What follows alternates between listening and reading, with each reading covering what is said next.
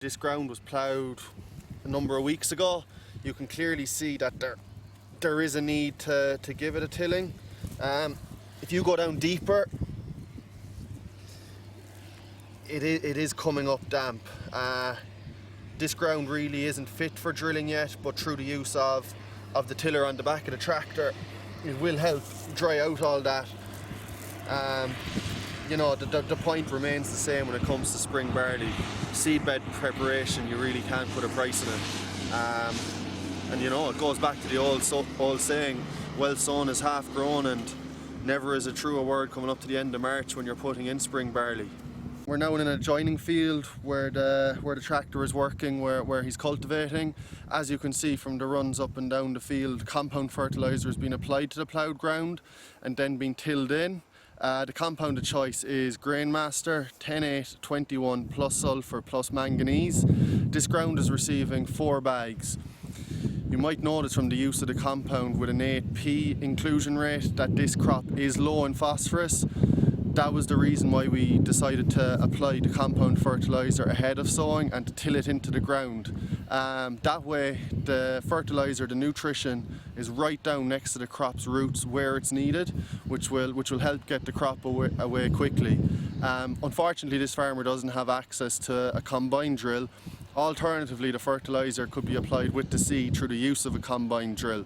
In this instance, the fertiliser is just applied onto the ploughed ground, tilled in, through the use of the drill then as well, which is a disc drill. This will further incorporate it into the soil, which is fine also. In my opinion, the use of compound fertiliser onto the ploughed ground and tilling it in is far better than top dressing it afterwards. Okay, we're now in the main part of the field, which was sown 4 to 5 days ago.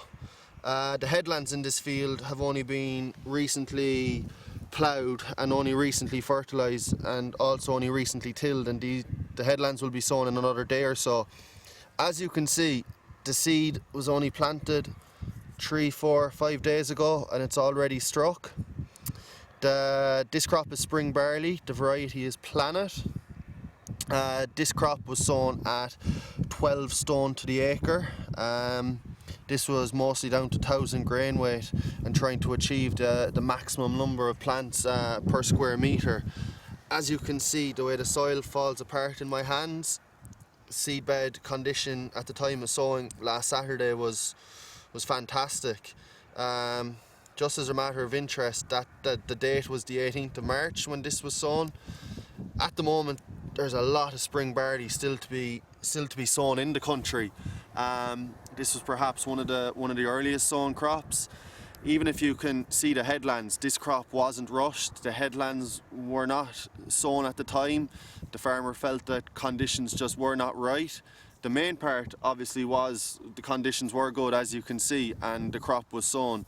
Compound fertiliser was applied onto the ploughed ground and tilled in, like we spoke about already. The product of choice was Grainmaster 10-8-21 plus sulphur plus manganese. I really do see a benefit of applying a compound fertiliser with trace elements down next to the seed. When this crop begins to throw out its roots, it won't be just sucking up N, P and K from the compound, it will also be sucking up manganese, which in this particular farm, which is manganese deficient, is so important. Once you actually see a manganese deficiency in a crop, in my opinion, it's too late. To be proactive about trace elements is the #1 priority in this instance, and to actually go a step further, while not in this field, in a field elsewhere, the farmer decided to even dress the seed with manganese. So being proactive rather than reactive when it comes to trace elements is certainly the key. The one thing which remains to be done to this crop is for it to be rolled. That will be done when seedbed conditions allow, perhaps in the next day or two. Yeah, compound fertiliser in the seedbed, seed in the ground. The farmer had patience to wait. Now, there may be some growers out there thinking that it's the end of March and it's getting late for spring barley.